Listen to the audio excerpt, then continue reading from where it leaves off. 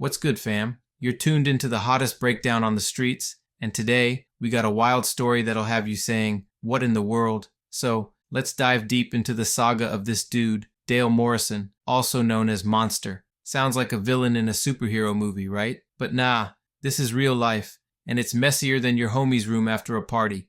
Picture this, fam. Monster's running the show in the cannabis game, thinking he's untouchable. Then comes Big U, a heavy hitter in LA known to flex his power. These streets are watching, and suddenly, boom, Morrison's in the hot seat, playing victim to an extortion plot that everyone's saying Big U orchestrated. But hold up, plot twist alert. We got this cat, Ashley Williams, aka the fake loose cannon. This dude's out here making claims, acting like he's some kind of street sage. But really, bro was just moving shifty, like a player on a chessboard, always trying to put the blame elsewhere. I mean, come on. How you gonna be out here changing the narrative? You're pointing fingers at Big U like he's the boogeyman, while you're the one scheming for pocket change, homie. And get this, his wifey Gigi swoops in with receipts thicker than your auntie's homemade lasagna. She goes live, spilling the tea like a pot ready to boil over. Ain't nobody ready for the shade she throws, exposing her man's lies while he's trying to act all tough. It's like a scene straight out of a movie, an informant trying to play the hero, but ends up as the punchline. Gigi laid down the truth, dropping voice notes that had folks shooketh. How you gonna be claiming to be a victim when you're the real crook? So now, we got Monster caught up in his own web. His shady past? Yeah, it ain't helping to clear his name.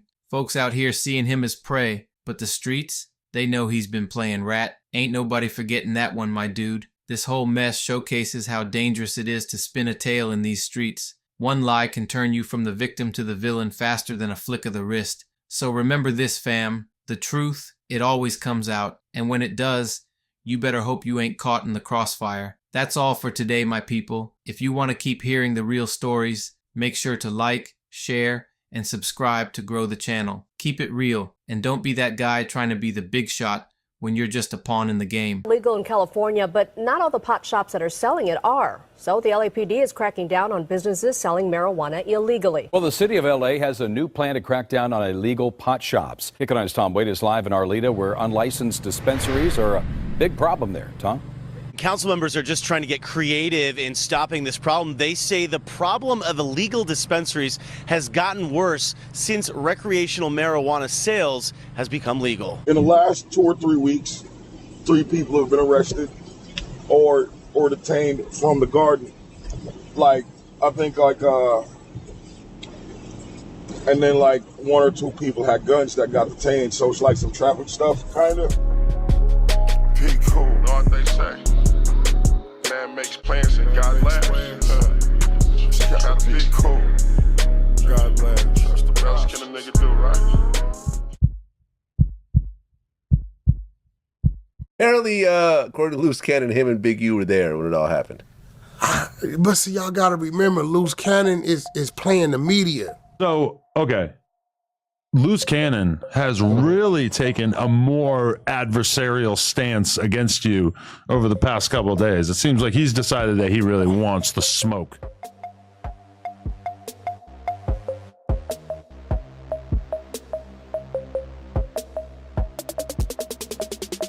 This is a story of a man caught at the center of a criminal storm. A story of deception, power, and betrayal. Dale Morrison, known on the streets as Monster, once identified in legal documents as Victim 1, the alleged target of a robbery and extortion plot tied to the world of celebrity managers and underground dealings, will be the focus. The narrative begins with fingers being pointed at one of LA's most well-known figures, Big U. But as with many things in the streets, the truth didn't stay buried for long. What you are about to hear is the real story, backed by public records, first-hand revelations, and evidence that has now been obviously recorded by federal investigators whom have openly stated that they are watching every move. In March of 2025, a federal indictment surfaced involving several names from Los Angeles street circles. The document outlined a network of extortion, threats, and under-the-table plays. Within its pages, a name stood out: Dale Morrison, aka Monster, listed as Victim 1.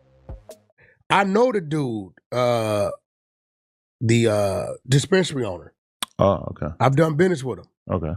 Like he would call. I think the last thing I did, I booked Sada Baby for him downtown. But he called me about October. He like, bro, you know what?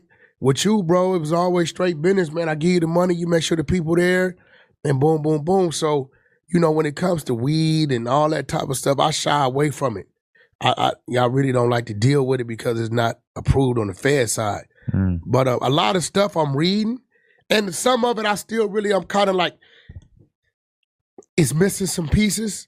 According to the narrative being pushed at the time, Monster's cannabis business had been targeted by Big U, a powerful and feared former street figure turned music executive. The allegation was that Big U orchestrated a robbery and extortion campaign to muscle Monster out of his dispensary profits. The source of this story remained Ashley Williams, better known as the fake Loose Cannon. The fake Loose Cannon claimed to be a witness, an insider, someone who knew how the extortion game was run. His version of events helped to turn the spotlight on Big U as the alleged mastermind behind the threats and the robbery. But like most things built on lies, the fake Loose Cannon story was fragile, and it was only a matter of time before it collapsed. Yeah, so basically it's like, cause he'll be like, he'll manipulate things. Like, we'll go and do something, and the same niggas we do it to show up to the house like 10 minutes later when we trying to, counting everything, right? And we be like, how the fuck they get the, well, we're going to just give them like $40,000 back and stuff like that. But because it's actually putting us in paperwork, right? And like doing like real police shit. I seen the nigga get like 20 guns. And when he got 20 guns, he's selling them to the homies. But I'm like, why are you writing down the serial numbers? So it's like, he was doing like shit like that, and I didn't catch on. So it was like, I'm waking up now. You get what I'm saying? Because I'm high tech shit. I'm his right hand man. You get what I'm saying? So when it came down to like dirt and stuff like that, I'm gonna get it. You get what I'm saying? And then like one day, you know why he wanted to get a dude back to 40, right?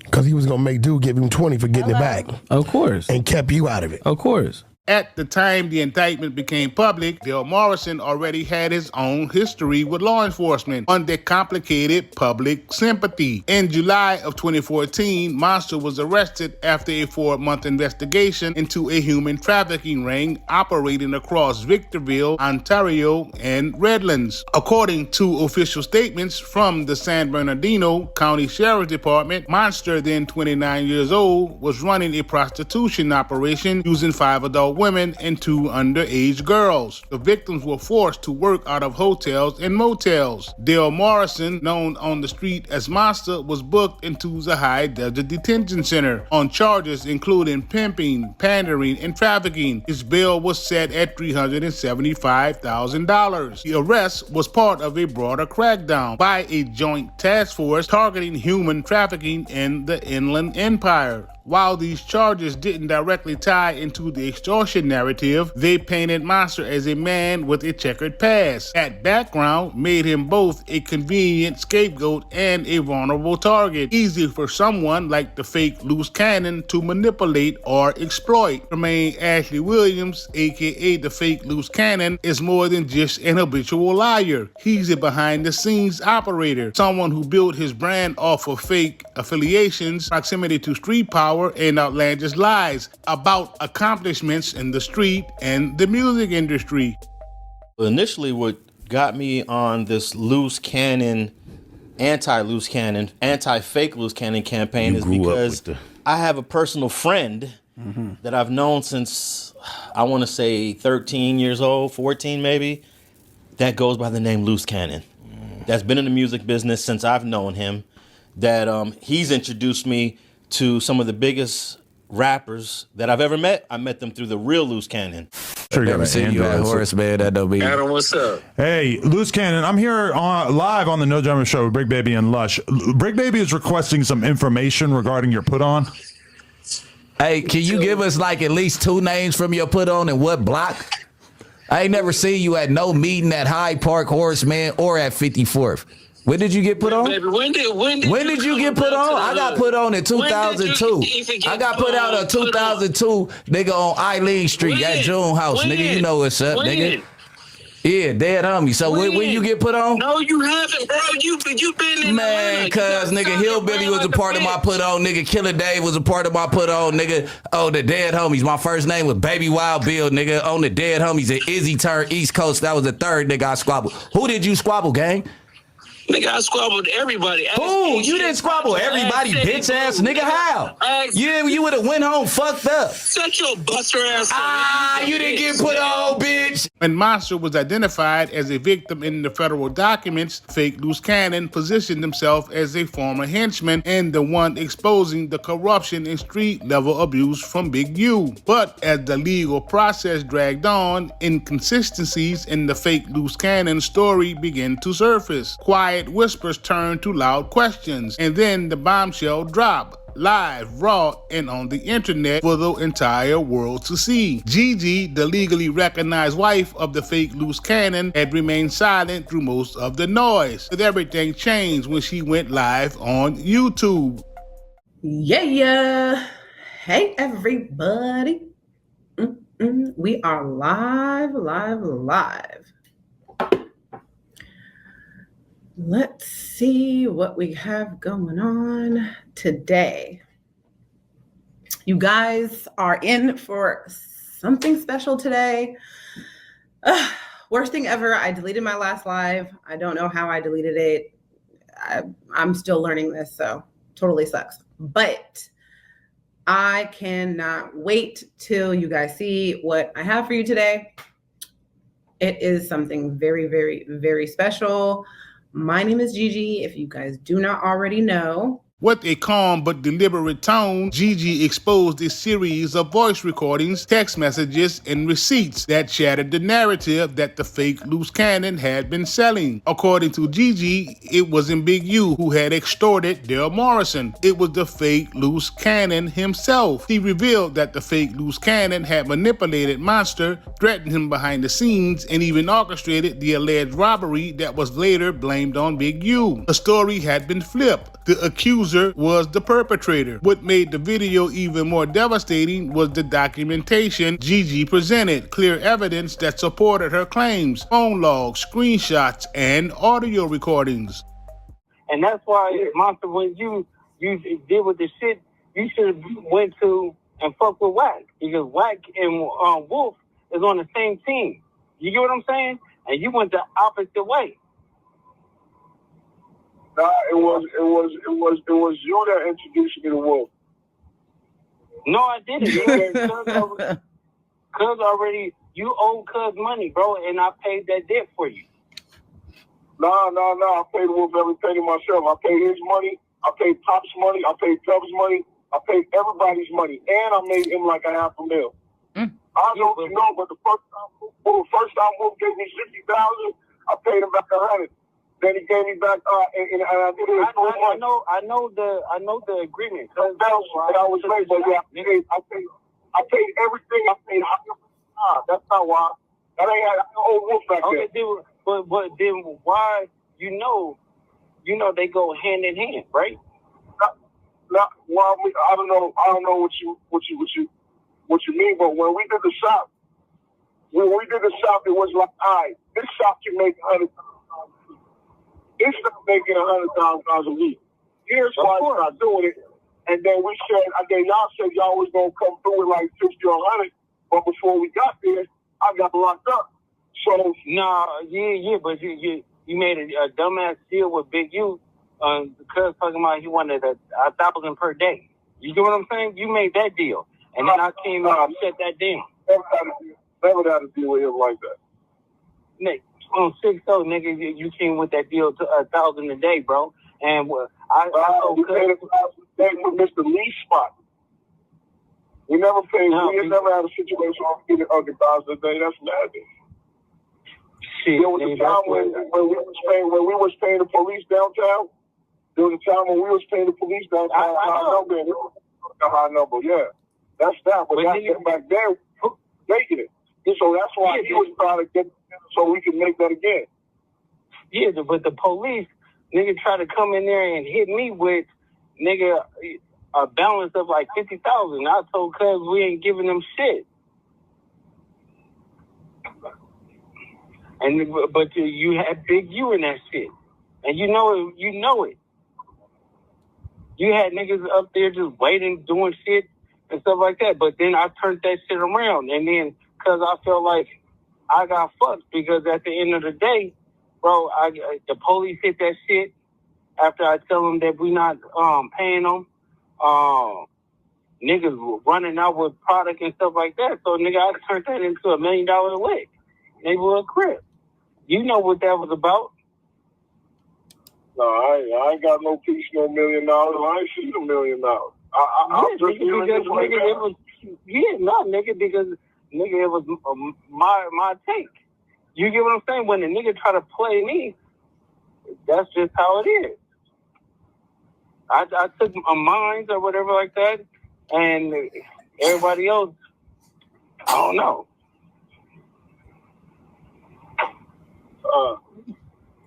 You know, the whole thing is here making amends. You know. Yeah, no, we making amends or whatever like that. So don't even worry about it.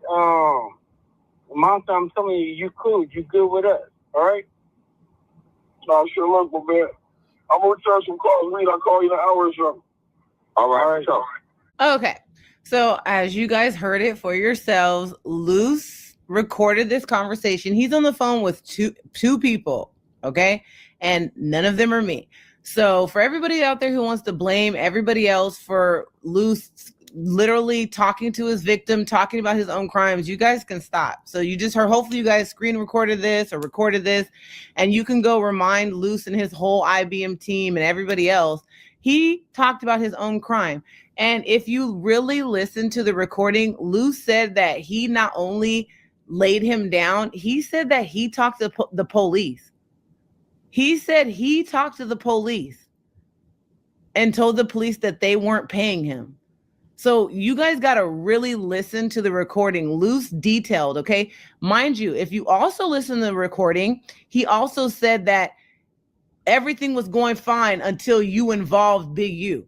So which tells you Luce was already at the dispensary doing what he was doing before anybody got involved. He literally says it himself. The live stream, however, did not go viral across the internet as it should have, compared to other misinformation being spread on this same topic. Whack 100, the man who lined up the fake Luce Cannon, would take to social media saying and doing anything in hopes of this newfound evidence would reach the feds, not to clear Big U. Instead, his intentions were to misdirect and clear his own name. That she went and got him an iPhone all right and tied him right to her iCloud. Everything he was doing, and this record his crimes, was going straight to her phone. He has no idea what that woman got over there. See, if you look at her little, when she do them little promo, little flash, if you pay attention to that, she's teasing him. Because in that, you know what's in those little promo clips that she puts up, Nisha? Different robberies. Oh, she good. Okay. Remember I told you. Pay attention to them clips and you're going to see choke all on the ground. You go see money. You go see his, and this forwards everything he does. Like he did the no jumper and whatever he was putting on the phone went to her iCloud. So she's editing little parts of in her little clips. Right? On her YouTube? Catch her YouTube or Instagram. Probably on Instagram. It's her little short little, it be flashing. I rewinded that 5 times. She said her YouTube is IMG what? No, her YouTube now is Big Gigi. Because it blew the other one up. They blew the other one up. When she put Gigi, B-I-G-G-I-G-I, some yeah, Big Gigi. But nah, she got for there. They need to leave her.